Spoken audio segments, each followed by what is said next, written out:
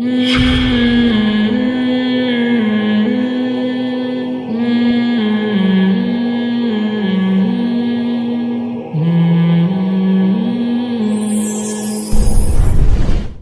سوال کراچی سے امبرین یہ کرتی ہیں کہ کہتے ہیں کہ چھپکلی کو مارنے کے بعد غسل کرنا ضروری ہوتا ہے، اس کی حقیقت کیا ہے؟ نہیں، اس کی کوئی حقیقت نہیں ہے، چھپکلی کو مارنے کے بعد غسل کی کوئی ضرورت نہیں ہے۔ جی بہت شکریہ۔ کشمیر سے فیصل یونس پوچھ رہے ہیں کہ گھر میں جو مچھلیاں رکھی جاتی ہیں کیا ان کا پانی ناپاک ہوتا ہے؟ نہیں، جو جانور پانی کے اندر ہی رہتے ہیں تو ان کی وجہ سے، ان کی بیٹوں کی وجہ سے پانی ناپاک نہیں ہوتا۔ جو پانی کے اندر ہی رہنے والے جانور ہیں تو جب تک باہر سے کوئی گندگی پانی میں ناپاکی نہیں جائے گی، پانی کو پاک ہی سمجھا جائے گا۔ جی جی۔ حافظ عابد جی پوچھ رہے ہیں کہ کیا مردوں کے لیے بال رنگنا صحیح ہے؟ 40 سال کی عمر کے بعد مرد ہو یا عورت، اس کے لیے کالا رنگ استعمال کرنا ناجائز حرام ہے، اور 40 سال سے پہلے مرد ہو یا عورت، اس کے لیے کالے رنگ کا استعمال کی گنجائش ہے،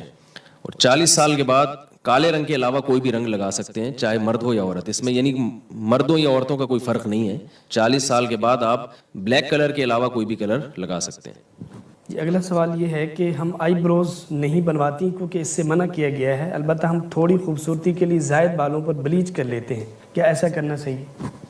انہوں نے یہ کہا ہے کہ بلیچ کر لیتے ہیں، تو بلیچ کرنے سے کیا ان کا کلر چینج ہو جاتا ہے؟ اگر وہ وائٹ ہو جاتے ہیں کلر ان کا، ایسا ہو رہا ہے کہ وہ نظر ہی نہیں آتے دیکھنے میں، تو میں نے تو تلاش کیا، مجھے کہیں اس کا جزیہ نہیں ملا، لیکن یہ پھر بالوں کو کلر کرنے میں آئے گا، تو بالوں کو بلیک کلر کے علاوہ آپ کر سکتے ہیں، لیکن اگر اس سے مقصد یہ ہے کہ بلیچ کرنے سے وہ بال اس جگہ سے غائب ہو جاتے ہیں تو وہ پھر وہ اسی بال توڑنے کے حکم میں ہی ہے، وہ بھی ناجائز ہے۔ جی اگلا سوال اقرا ملتان سے پوچھ رہی ہیں کہ کیا عورتیں غیر ضروری بال صاف کرنے کے لیے بلیڈ استعمال کر سکتی ہیں؟ جائز ہے، مگر خواتین کے لیے بلیڈ استعمال کرنا بالوں کو صاف کرنے کے لیے مکروہ اور ناپسندیدہ عمل ہے، خلاف سنت ہے۔ نبی صلی اللہ علیہ وسلم نے خواتین کو جو بال صاف کرنے کے لیے جس چیز کو سنت قرار دیا وہ بلیڈ کا استعمال نہیں ہے، پاؤڈر ہے یا کوئی بھی ایسی کریم وغیرہ کے ذریعے بال صاف کیے جائیں۔ جی اگلا سوال اٹک سے عبداللہ پوچھ رہے ہیں کہ جوائنٹ فیملی سسٹم میں شرعی پردے کی تفصیل بتا دیں، یعنی چہرہ، آواز اور کپڑوں وغیرہ کا پردہ کس حد تک ہوگا؟ جوان عورت کے لیے جوائنٹ فیملی میں بھی پردہ فرض ہے اور چہرے کا پردہ بھی فرض ہے اس پر، البتہ کپڑوں کا پردہ کرنا بہت مشکل ہے۔ جوائنٹ فیملی میں اگر سب اکٹھے رہتے ہیں تو کپڑے کا پردہ فرض نہیں ہے ایسی صورت میں، اگر مشکلات پیش آ رہی ہیں۔ رہا یہ مسئلہ کہ یہ جو بعض دفعہ ایسے ہوتا ہے کہ جوائنٹ فیملی میں کوئی خاتون پردہ کرتی ہیں تو بالکل کمرے میں بند ہو جاتی ہیں اور وہ کہتی ہیں کہ آواز کا بھی پردہ ہے، جس کی وجہ سے جو گھر کے اجتماعی نظم میں پھر بہت زیادہ یعنی مشکلات پیش آتی ہیں، کھانا پکانا، یا ظاہر ہے جب سب مل کے رہتے ہیں تو سب کو ایک دوسرے کی خدمت کرنی پڑتی ہے، تو وہاں یہ گنجائش ہے، فقہاء نے یہ گنجائش دی ہے کہ اگر کوئی بات کرنا چاہے تو بات بھی کر سکتی ہے دیور سے پردے کے پیچھے، اور اگر سب اکٹھے بیٹھ کے کھانا کھا رہے ہیں، جیسے ایک ہی میز پہ یا ایک ہی دسترخوان پہ سب کا کھانا کھانے کا معمول ہے، جیسے کہ والدین کی خواہش ہوتی ہے کہ سب بیٹے اور بہو ایک ہی جگہ بیٹھیں، تو اس کی بھی گنجائش ہے کہ یعنی جو خاتون پردہ کر رہی ہیں تو وہ اسی رو میں بیٹھیں جس رو میں دیور بیٹھا ہوا ہے، درمیان میں فاصلہ ہونا چاہیے، ساتھ بیٹھنا تو جائز نہیں، تاکہ دیور کی نظر چہرے پہ نہ پڑے، اور دیور کو بھی چاہیے کہ احتیاط کرے۔ تو اس طرح سے یعنی اگر گھروں میں یعنی چھوٹا گھر ہے یا بڑی فیملی ہے، یعنی بالکل ہی اپنے آپ کو چھپانا بہت مشکل ہو رہا ہے، تو اس طرح سے یعنی پردہ کیا جا سکتا ہے۔ یعنی خلاصہ یہ نکلا کہ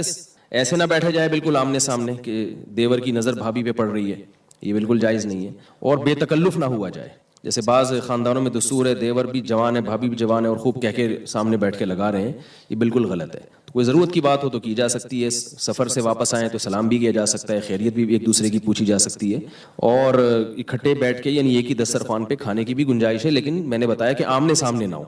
تو جن سے پردہ ہے وہ نامحرم تھوڑا سا فاصلے پر ہوں، اور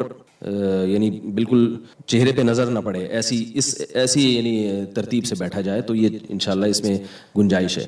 اور امام یوسف رحمہ اللہ تعالیٰ کے نزدیک اس کی بھی گنجائش ہے کہ خواتین جو آٹا وغیرہ گوندنے کے لیے، برتن دھونے کے لیے اپنی کلائیاں کھول لیتی ہیں، تو اس پہ اگر کبھی نظر پڑ جائے تو وہ بھی انشاءاللہ معاف ہے، کیونکہ خواتین کو یہ ضرورت ہے کہ اپنی آستینیں اوپر کرنی پڑتی ہیں، کلائیاں کھولنی پڑتی ہیں کھانا پکانے کے لیے، برتن دھونے کے لیے، تو جوائنٹ فیملی میں رہتے ہوئے اس کی بھی گنجائش ہے کہ ضرورت سے اگر وہ اپنی کلائیاں کھول لیتی ہیں تو اس گنجائش پر بھی عمل کیا جا سکتا ہے۔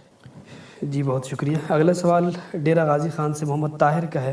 وہ پوچھ رہے ہیں کہ رسم و رواج کی اسلام میں کیا حیثیت ہے، وضاحت فرما دیں۔